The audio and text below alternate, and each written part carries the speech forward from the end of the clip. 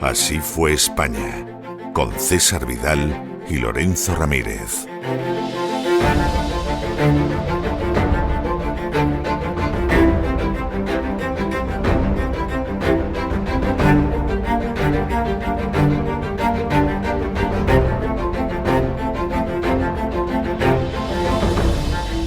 Estamos de regreso para dar inicio a ese programa doble y sesión continua que todos los lunes tenemos en La Voz dedicado a la cultura hispánica. Como siempre, empezaremos con la historia, con el Así fue España, para contarles esa historia que se pasa por alto, que se oculta, que se tergiversa, que en muchas ocasiones se sepulta. Y ahí se queda con nosotros unos minutillos más don Lorenzo Ramírez. Muy buenas noches de nuevo, don Lorenzo. Buenas noches, don César, recuperándome del Despegamos, que como siempre ha sido de campeonato, intenso, ¿no? Sí, pues después de volar le va a tocar a usted subirse a caballo, o sea que no crea... pero aquí voy de escudero fiel, porque la verdad es que iba como una moto, empezamos los lunes siempre tremendo. Siempre. ¿No? Es verdad. Bueno, y después de este Así fue España, ya saben ustedes que tenemos las palabras al aire de doña Sagrario Fernández Prieto, por eso de que el español es el legado mayor que ha dejado España al acervo común de la humanidad. Y bueno, con sus palabras al aire, todas las semanas doña Sagrario intenta que hablemos, que escribamos un poquito mejor el español. Pero de momento estamos en el Así fue España. ¿Por dónde íbamos, don César? ¿Por dónde íbamos? Bueno, íbamos porque el Cid efectivamente ha reconquistado Valencia, ha derrotado, pero de una manera espectacular en la batalla de Cuarte a los almorávides y ahora toca gobernar. Y es que en un momento determinado el Cid ya controla Valencia y no solo es cuestión de gobernar, es cuestión de hacer justicia, porque la gente recordará, lo relatamos hace algunas semanas, cómo Alcádir, el que era rey de Valencia, había sido asesinado. Y como se daba la circunstancia de que Alcádir era una especie de vasallo del Cid, el Cid no tenía más remedio que hacer justicia, tenía que buscar a los asesinos de Alcádir y tenía que castigarlos.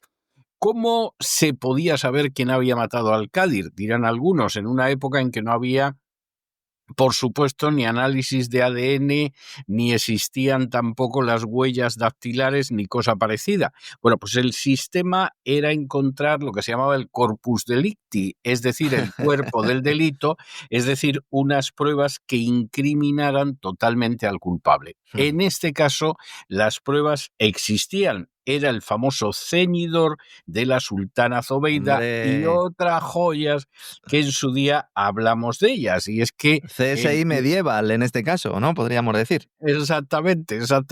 El que se hubiera apoderado del famosísimo y legendario ceñidor de Zobeida y además tuviera otras joyas, pues hombre, era el que había matado al Alcádir. ¿Cuál era el primer sospechoso? Hombre, el primer sospechoso era Ben-Yehaf. Ben-Yehaf, que como todo el mundo sabe, era un personaje siniestro que había tenido que ver mucho con eso. Pero claro, la casa de Ben-Yehaf la registraron y como no podía ser menos, no encontraron ni el ceñidor de la sultana Zobeida ni cosa que pareciera semejante. Que esto había sido un cadí, ¿no? Un juez, ¿no? Era cadí en ese momento. En aquel momento. Lo había confirmado como cadí el Cid, por eso de no crear más discordias, pero vamos, gustarle no le gustaba, tenía muy claro que detrás de la muerte de Alcádir estaba Ben-Yehaf y bueno, pues era matar dos pájaros de un tiro. Claro, cuando se produce el registro de la mansión de Ben-Yehaf en Valencia, no aparece nada, cosa lógica.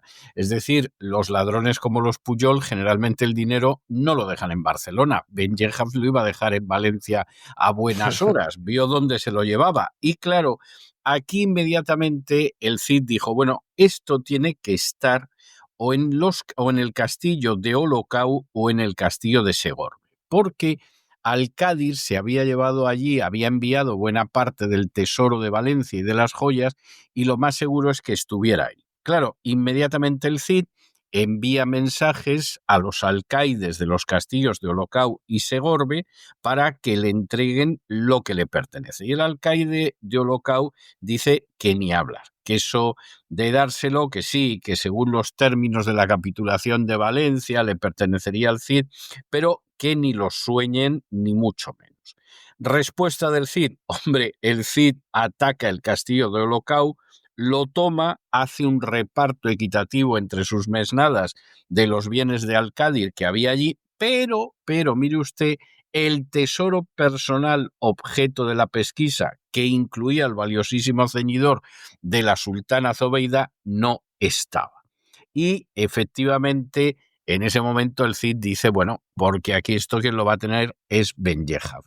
Aquí no cabe la menor duda de que efectivamente quien lo tiene es Benjehaf, que no lo tendrá en casa, no lo tendrá en un armario de casa, pero este lo tiene, pero vamos, más que claro, escondido. En un momento determinado, los moros de Valencia van a la audiencia habitual que tenían con el Cid en el Palacio de Villanueva, y este les dice que le tienen que entregar inmediatamente a Benjehaf.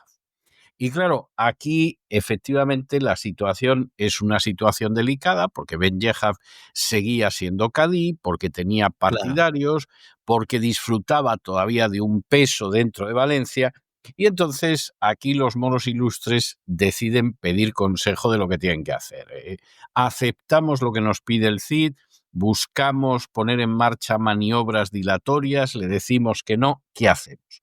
Y entonces se reunieron con el almojarife del Cid, que era un moro que se llamaba Benadús. Benadús porque era un hombre que era de su misma religión, que efectivamente estaba más cercano a ellos que el Cid y que les iba, desde luego, a aconsejar. Y Benadús lo que les dice es, vamos a ver, lo que hizo Benjehaf ya sabemos que está muy mal, es decir, todos sabemos que es el que ha estado detrás del asesinato de Al-Cádir. Además, en este momento quien manda es el Cid, y lo prudente, más por prudencia que por justicia, más por conveniencia que por equidad, es que le entreguéis a Benjehaf, juzguéis a Benjehaf y se acabó. Y además, y esto es muy interesante, de lo que pensaba Ben Abdús, que era el almojarife del Cid, el Cid es un tipo que va para viejo. Es decir, contemporizar todo lo que podáis ahora, que efectivamente se puede contemporizar, llevaos bien con él, porque a este le deben de quedar, hombre, 2 noticiarios no, pero más allá de 4 o 5, no. Hay que decir, en honor a la verdad, que el Cid tenía 52 años entonces. Hombre, hoy en día 52 años es una edad más que juvenil. Evidentemente en el año 1095 no lo era una edad relativamente avanzada, pero hay que tener en cuenta que al Cid lo habían herido en varias ocasiones. En el momento en el que le dieron la lanzada en el cuello, a poco lo dejan en el sitio. Había sufrido diversas enfermedades, es decir, era un personaje que, como diría un argentino, hoy en día estaba ya muy jugado. Y efectivamente, pues la idea de que, bueno, pues ¿qué le puede quedar? 1 año, 2, 3 años y os lo quitáis de encima y os ahorráis problemas, pues era bastante aceptable. Desde luego, los magnates moros llegaron a la conclusión de que lo mejor que podían hacer era apoderarse de Benjehaf y inmediatamente entregárselo al Cid.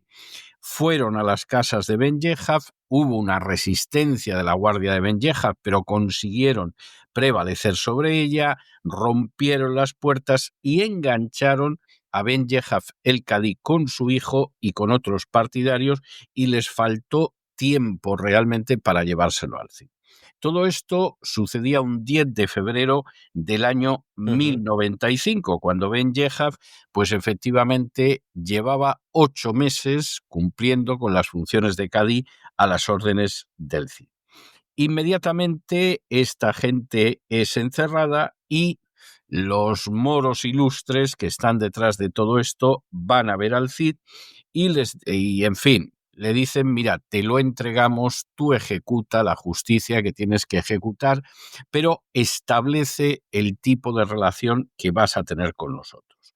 Bueno, pues el Cid, seguramente encantado de que le hubieran evitado ensuciarse las manos con el arresto de Ben-Yehaf, les asegura entonces que les va a mantener todas las costumbres y los usos de la religión islámica, que en relación con el ejercicio de su religión le pueden pedir lo que quieran, que él se lo va a respetar, y luego en relación con el señorío de Valencia solamente le van a tener que entregar el diezmo. Con lo cual, evidentemente, los moros de Valencia estaban entusiasmados porque al Cádiz, desde luego, que les había salido muchísimo más caro. Y los almorávides seguramente le hubieran salido por el diezmo, igual que el Cid, pero claro, con un gasto adicional de lo que era la morisma que hubiera elevado mucho esa cantidad. Todo pensando también en la obtención de esos tesoros de Alcadir para poder tener un presupuesto del que luego tirar en su momento. Unos tesoros que parcialmente ya habían sido entregados a algunos de estos nobles moros, vamos a decirlo así, con lo cual ahí había unos ingresos que ya se habían ido produciendo. Si es que al final siempre pasa lo mismo, se había ido repartiendo en sobres, en bolsas, como quieran ustedes denominarlo, y por eso nunca se obtuvo todo el tesoro de Alcádir, porque buena parte de él había sido gastado, aunque luego aparecerían en botines varios y también se utilizaron para pagar algunos tributos de forma paradójica, ¿no? Sí, ahora es interesante que los moros lo único que le piden al Cid en ese momento es que mantenga por visir a Musa, claro, que al Cid le pareció estupendo, y que luego en sustitución de Ben-Yehaf nombrara cadí a un personaje que se llamaba Al-Wakashi, que Al-Wakashi había sido un pacifista, había mediado... Un alfaquí también era este, ¿no? Exactamente, en el pacto de rendición. Sí. Entonces pidiéndole, pues, para que vos no tengáis que cargaros con las labores de juez que habéis llevado hasta ahora, que lo habéis hecho de maravilla, mío Cid Ruy Díaz, pero que evidentemente pues esto os ocupa demasiado, dejadnos que los musulmanes nos rijamos de acuerdo con la Sharia, y efectivamente Al-Wakashi lo puede hacer muy bien. Esto al Cid le pareció de perlas, primero porque no tenía que ejercer una tarea judicial además relacionada con el derecho islámico, que en fin no era igual que el derecho de Castilla a la hora de establecer justicia, y luego porque además al Wakashi le había caído muy bien porque era el personaje central con el que había pactado la segunda capitulación de Valencia. El Cid todo esto lo acepta de buen grado e inmediatamente decide que eso de quedarse fuera de Valencia no, que eso para defenderse de ataques como el de los almorávides estaba muy bien, pero que él lo que va a hacer es gobernar y gobernar prácticamente de facto, como si fuera un monarca, este reino de Valencia, y por lo tanto que va a entrar en la ciudad de Valencia. La entrada en la ciudad de Valencia es verdaderamente espectacular, con banderas desplegadas, y el Cid inmediatamente lo que hace es que se asienta en el Alcázar de Valencia. Todo esto presenta un paralelo muy claro con lo que había hecho Alfonso VI en Toledo.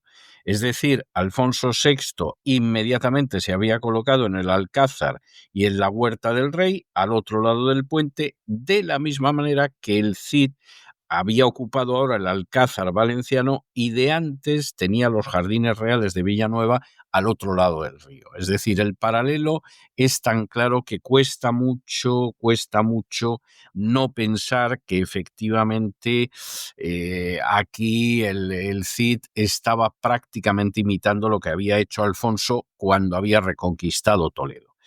Empiezan inmediatamente a ventilarse responsabilidades de los detenidos y curiosamente entre los detenidos estaba Ben-Tahir, que había sido el rey moro de Murcia, que se había venido a Valencia, que lo había protegido al Cádiz y que odiaba a Ben-Yehaf. Ben-Tahir es detenido, está un tiempo encarcelado en el cual dice cosas tremendas, como que si vierais ahora Valencia no podríais contener las lágrimas y lloraríais cómo el infortunio ha profanado su hermosura y cómo ha apagado sus lunas y sus estrellas y todo este tipo de cosas, pero finalmente el Cid decide portarse generosamente con Ben Tahir, el que había sido régulo de Murcia, y lo pone en libertad. No No corrió pasó. tanta suerte Ben Yehaf, ¿no? Exacto, no tuvo la misma suerte Ben Yehaf, porque Ben Yehaf fue llevado a Yubala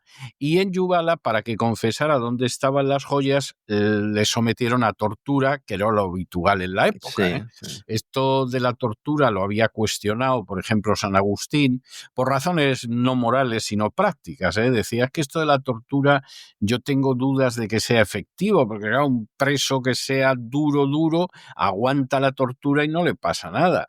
Y uno que no sea tan duro, pues se va a confesar que es el toro que mató a Manolete. O sea, es algo que efectivamente no es tan eficaz. Pero bueno, dijera San Agustín lo que dijera, y a pesar de su influencia en el desarrollo de la teología medieval, esto de la tortura no se dieron ni mucho menos por enterado. En este No caso, En este caso, funcionó. hombre, Ben Yehaf cantó la Le Traviata. dieron mechero. Va a contar usted, ¿no? Cómo lo torturaron, ¿o no? Porque esto es No, tremendo, voy a contar ¿no? incluso cómo lo ejecutaron. Muy bien. Pero bueno, lo torturaron, a los 2 días había cantado todo, y entonces, después de reconocer que había robado todo, el Cid le obligó a escribir de su propio puño y letra un inventario de todo lo que tenía, para ver lo que tenía. Y efectivamente, en el momento en el que hace el inventario, ahí aparece, entre otros, el ceñidor de la sultana Hombre, Zobeida, con lo cual, evidentemente, el corpus delicti estaba más que identificado.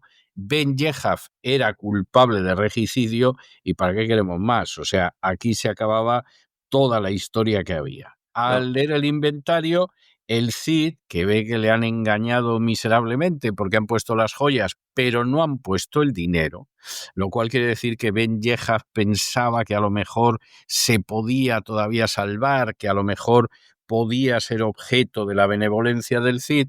Pues hombre, él puso las joyas, ahí estaba el ceñidor, debió de pensar, este se va a conformar con esto, y las sumas de dinerillo que tengo yo por ahí escondidas, pues no las pongo. El Cid inmediatamente lleva a Ben Yehaf ante un conjunto de moros notables, le hace jurar que no tiene nada más que lo que ha declarado, y a continuación organiza un registro masivo de las viviendas de algunos amigos de Ben Yehaf. Y claro, ahí aparece de todo, y en un momento determinado, en cuanto que empieza a aparecer de todo, empiezan a cantar los esclavos. Claro. Que yo no sé por qué los dueños de los esclavos se piensa que van a ser leales, cuando, por regla general, el esclavo, en cuanto que puede, se venga de haber sido esclavo. Y concretamente, aquí un esclavo de Ben Yehaf inmediatamente dijo, bueno, aparte de lo que está apareciendo en casa de los amigos de mi amo, además tiene un escondite subterráneo en su casa principal, donde hay oro, donde hay aljófar y donde hay piedras preciosas. Con lo cual, evidentemente, Ben Yehaf quedaba muy mal, y no solamente es que era culpable de regicidio, además había pretendido engañar al Cid, lo que equivalía a una especie de robo, porque ese dinero, esas joyas a las que tenía derecho el Cid por derecho de conquista, pues aquí Ben Yehaf había intentado ocultarlas. Bueno, inmediatamente el Cid, que quiere librarse inicialmente de lo que pasa, hace llamar al cadí, al Awakashi, y a una serie de moros notables para que dicten sentencia en el caso de Ben Yehaf, que además de haber matado a su señor y rey, había sido perjuro. Bueno, al Wakashi inmediatamente lo juzga y dice que la pena de muerte que le tienen que imponer es la de lapidación, que efectivamente la manera en que ellos castigaban esta pena era apedreando a la persona. Y eso sí, le piden perdón, le piden que sea clemente con el hijo de Ben Yehaf, que era todavía un niño y que no tenía culpa absolutamente de nada, y que lo mejor sería que lo pusiera en libertad. El Cid efectivamente cede en eso. y dice que perdona al niño, que puede salir de la ciudad y que desde luego que no vuelva porque no quiere tener a un hijo de traidor en su territorio. Pero que Ben Yehaf no puede ser apedreado. No puede ser apedreado Claro. porque no es la pena que utilizan los cristianos, sino que la pena que utilizan los El cristianos fuego. es quemarlo vivo. Y efectivamente a Ben Yehaf hay que quemarlo vivo. Hay que decir, esto es escalofriante, es decir, para la sensibilidad actual, el hecho de que a una persona, por muy traidor que fuera su rey, lo quemes vivo, la verdad es que produce escalofríos, pero hay que reconocer que realmente el Cid es relativamente clemente con la sentencia, porque, por ejemplo, el fuero de Cuenca establecía que si había un regicida, había que quemarlo y además quemarlo con toda la familia. Y sin embargo, aquí el Cid considera que con quemar a Ben Yehaf ya está la justicia más que satisfecha, que no hay en absoluto que quemarlo totalmente. Ben Yehaf es llevado a justiciar a las afueras de Valencia y se le ajusticia al estilo de la persona a la que quemaban los romanos. Y de hecho, tenemos algún caso, por ejemplo, de cómo el cónsul Metelo en África, en el 107 a.C., ejecutó este tipo de sentencias y es la misma manera en que se ejecuta con Ben Yehaf. Agujero en el suelo, ¿no? Agujero en el suelo. Exactamente. El reo era enterrado en el suelo hasta la cintura y una vez que estaba enterrado colocaban haces de leña alrededor Claro. que los encendían y se quemaba vivo el personaje, además quemándose de la cintura para arriba, lo cual debía ser tremendo. La ejecución tiene lugar en el mes de mayo del 1095 y aquí se produce un episodio que se va a volver en contra del Cid. Y es que Ben Yehaf, cuando ve la situación en la que se encuentra, empieza a gritar el famosísimo Bismillah al-Rahman al-Rahim, es decir, en el nombre de Allah, el clemente, el misericordioso, y empieza a tirar de los montones de leña hacia él para morir Sí, antes. eso es. Y este episodio de Ben Yehaf, que era un canalla, vamos, sin ningún género de paliativos, pero que en ese momento empieza a recitar la Bismillah y acerca el fuego, los tizones, los montones de leña hacia él para morir antes, eso le da la consideración de mártir, cosa que efectivamente al Cid ni se le había pasado por la cabeza y al resto tampoco, con lo cual Ben Yehaf resulta que se convierte en un personaje que es más peligroso muerto que Claro. vivo. Y además, cronistas árabes empiezan a extender la idea de que el Cid sí quería matar a toda la familia y que fueron precisamente gente cercana al ajusticiado los que le convencieron de que no fuera así, con lo cual, pues también, ¿no? Había pues una serie de mensajes en este aspecto, ¿no? Decían que todos le suplicaron al campeador que perdonara a los niños y a las mujeres y que accedió a esta petición con mucho esfuerzo y con muchas súplicas, ¿no? Con Lo lo cual cual, es dudoso, pero en cualquiera de los casos, como arma claro, propagandística ahí de me los refiero, ahí voy, sí. partidarios de los almorávides, fue tremendo. Como Yusuf, que desde luego la famosa derrota de Cuarte la había vivido muy mal, porque fue la primera derrota que sufrieron en el campo de batalla los almorávides, consideraba que Valencia era mucho más importante que Toledo. Es decir, hombre, la caída de Toledo había sido relevante, pero para Yusuf la caída de Valencia era muchísimo más relevante que la de Toledo. Hay quien dice, bueno, el cronista árabe Ben Bassan dice aquello de que Valencia era para Yusuf como una mota en el ojo que estorbaba todo su vivir, no podía pensar sino en ella ocupaba su lengua y sus manos y envió tropas y dinero para recuperarla. Es decir, Yusuf estaba enormemente dolido porque consideraba que Valencia era mucho más importante que Toledo. Desde el punto de vista de la riqueza y de la importancia de estrategia, Yusuf tenía razón.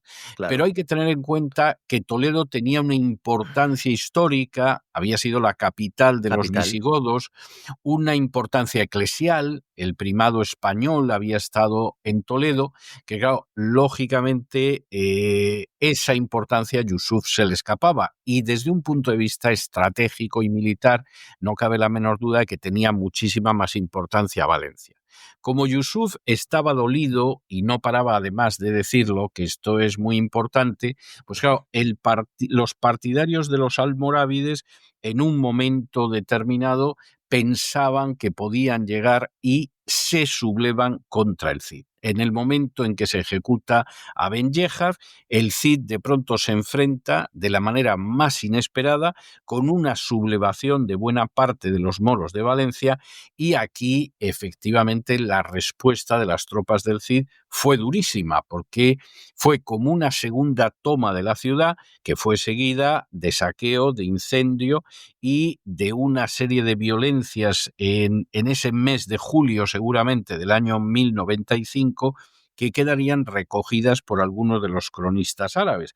Por ejemplo, Ben Bassan escribe: «¿Cuántos suntuosos lugares cuya belleza el mismo sol y la luna no se atrevían a emular y en los cuales nadie osaba entrar ni siquiera con el pensamiento, vieron su misterio profanado por el campeador? Cuántas encantadoras vírgenes de mejillas de leche y sangre y boca de coral y perlas se desposaron con las puntas de las lanzas de este tirano y fueron pisoteadas por sus insolentes mercenarios». La verdad es que el Cid tiene que reprimir de manera enérgica esa revuelta de los moros e incluso acaba castigando a algunos musulmanes muy ilustres, como un poeta que se llamaba Abu Jafar el-Batí, que había sido secretario de los visires de Valencia durante bastante tiempo y que también acabó entre las llamas. Y en ese momento se produce una situación que es muy triste para los moros, porque el Cid había sido extraordinariamente generoso en las medidas de capitulación. Les había permitido conservar todos los bienes, les había permitido vivir en la ciudad, seguir viviendo en la ciudad, les había permitido conservar la gran mezquita, no tenían ningún problema incluso para ejercer una justicia propia, y sin embargo esa situación se acaba porque aquellos moros que no han respetado el pacto con el Cid son expulsados de la ciudad con sus mujeres y hijos y tienen que marcharse a la Alcudia. Esto debió de ser extremadamente doloroso, no cuesta mucho imaginarlo, hasta tal punto que al-Waqashi dejó su cargo de cadí. Puede que lo dejara por el hecho de que ya tenía 78 años, que no está mal como edad, pero vamos, en aquella época era una edad muy provecta, o puede ser por el hecho de que él había sido partidario de llegar a la paz con el Cid y de pronto se encontraba en que había terminado derivando esa paz. Y que paz. había negociado también cuál iba a ser el estatus jurídico, el tema de la salida que había comentado usted, porque al final, después de esa ejecución, gracias en buena medida a esa propaganda y a ese movimiento interno, hubo una purga, ¿no? Que yo creo que se puede denominar purga, y al final pues se acaba imponiendo una autoridad militar y fiscal unilateral, no pactada. Se pone un alcaide cristiano también para controlar el alcázar y el tesoro, que era un elemento también ahí importante.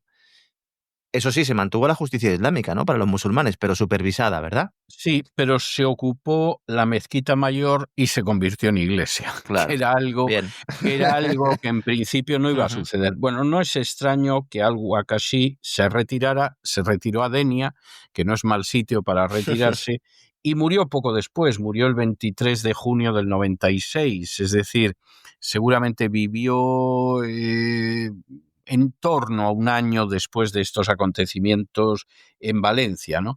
Aquí se produce una situación que es enormemente interesante, y es que una vez que se ocupa el alcázar y parte del caserío y la mezquita mayor se reconsagra como iglesia, pues a los 2 años de la rendición original los cristianos eran los verdaderos dueños de Valencia. Claro. Y en este sentido resulta muy interesante que en el momento en el que los cristianos se convierten en los verdaderos dueños de Valencia, inmediatamente el Cid reconoce ante los moros el señorío del rey don Alfonso. Ujú.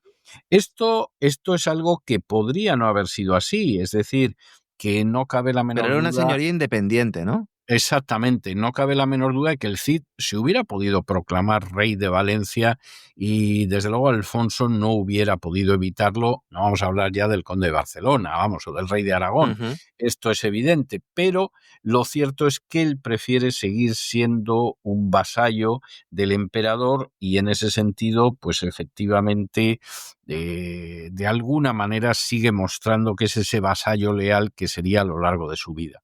Esta es una cuestión importante. Otra cuestión muy importante es también la manera en que el Cid establece esta nueva capitulación. La capitulación original del Cid, previa a esta revuelta Ujú. que se sube en la ola de la indignación por la ejecución pública de Sí. Ben Yehad, la primera capitulación del Cid había sido muy benévola. De hecho, había sido mucho más benévola que la capitulación que acepta Alfonso VI para Toledo. O sea, en ese sentido, había sido una capitulación tremendamente generosa porque no se había producido despojo de los bienes de los vencidos, porque no se les habían quitado las tierras ni tampoco las casas, y inicialmente es obvio que lo que quería el Cid era un régimen de convivencia entre las distintas personas que habitaban en Valencia y le daba lo mismo que fueran musulmanes que fueran cristianos. No es, ni mucho menos, la línea que ha seguido Alfonso VI y que, dicho sea de paso, en el siglo XIII van a seguir Jaime I de Aragón y Fernando III el Santo. Es decir, aquí realmente frente a esa inmensa generosidad del Cid, pues encontramos ya en el siglo XIII una posición de desalojo totalmente de esas poblaciones, hoy lo llamaríamos de limpieza étnica, de apoderarse de todas sus posesiones y de repoblarlo, además con gente venida del norte. Y esa va a ser la postura que desde inicios del siglo XIII ya van a seguir tanto aragoneses como castellanos en las fases que quedan de la Reconquista. Pero el Cid sí que implantó una forma de capitulación que era extremadamente generosa. La situación en la que al final queda Valencia es una situación que de alguna manera está intermedia entre la primera capitulación y lo que luego vendría a ser el sistema que se siguió durante todo durante el siglo XI y que va a ser, por ejemplo, la capitulación que va a imponer Alfonso el Batallador de Aragón para Tudela y para Zaragoza, y que incluso el conde de Barcelona va a copiar cuando conquiste Tortosa.